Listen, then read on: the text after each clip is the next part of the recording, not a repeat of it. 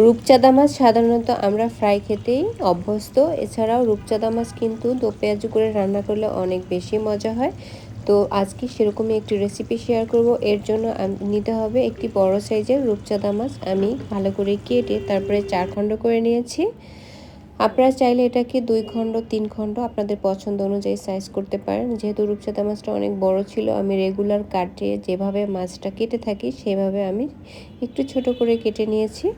তারপরে আমি হলুদ আর লবণ মাখিয়ে তারপরে মাছটাকে ভেজে নিব। তবে মাছ ভাজার আগে কিন্তু তেলটাকে বেশ ভালো করে গরম করতে ভুলবেন না।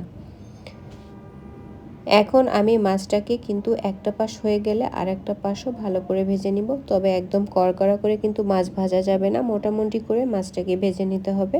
অতিরিক্ত কড়কড়ে করে মাছ ভাজলে কিন্তু সেই মাছ খেতে ভালো লাগে না।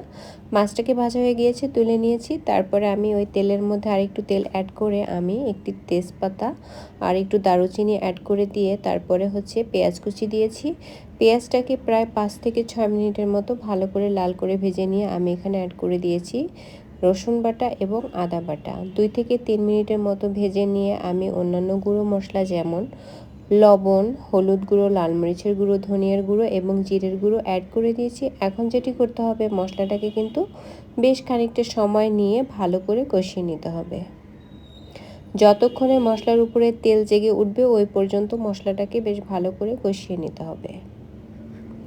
মশলাটা আমার কষানো হয়ে গিয়েছে। এখন আমি এখানে অ্যাড করে দিয়েছি কুসুম গরম পানি। এখন মিডিয়ামের চেয়ে একটু বেশি ফ্লেমে এটাকে জাল করে নিতে হবে যতক্ষণ না পানিটা পুরোপুরি ফুটতে শুরু করে। এই পর্যায়ে লবণটাও একটু চেক করে নিতে পারেন।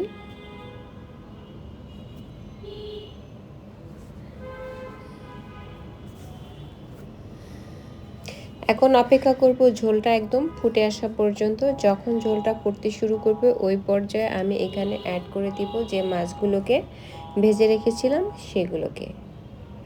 তারপরে নেড়ে চেড়ে ঝোলের সাথে মিশিয়ে দিয়ে আমি মিডিয়ামের চেয়ে একটু বেশি ফ্লেমে রান্না করে নিব যতক্ষণ না ঝোলটা একদম মাখা মাখা হয়ে আসে। ফাঁকে কিন্তু আমি কিছু কাঁচামরিচ ফালি অ্যাড করে দিয়েছি। আর যদি বেশি ঝাল খেতে পছন্দ করেন তাহলে কাঁচামরিচ বাড়িয়ে দিতে পারেন, আর যদি কম ঝাল খেতে পছন্দ করেন তাহলে কাঁচামরিচের পরিমাণ কিন্তু কমিয়ে দিতে পারেন, চাইলে স্কিপও করতে পারেন।